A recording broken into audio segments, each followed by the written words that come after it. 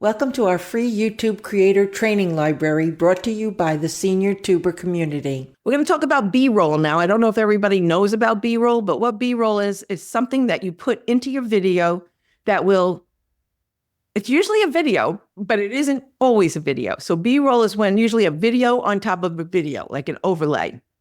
And people get very bored very easily. And so I'm trying to say, how about putting some B-roll in there? So what would you use B-roll for?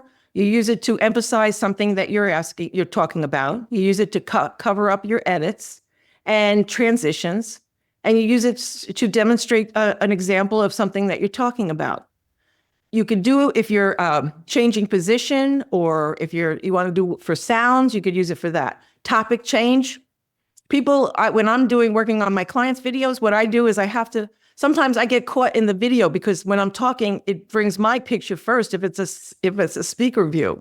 So I have to put a picture over that or an image over that so that while the person's talking, they're not seeing me. So there's several ways that you can use the B-roll. And it's also changing the pace of the video so that people have something new to look at or listen to. All right, we're going to talk about overlays. Overlays is like a B-roll, but it's not always video. All right, so what it is just maybe if you're saying today we're going to do 10 steps to, that you might put an overlay of the numbers as you're counting down with the item of that.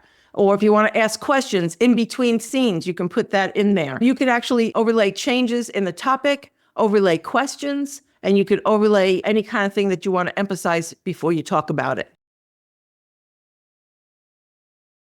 Thank you for watching our free YouTube creator training library brought to you by the senior tuber community.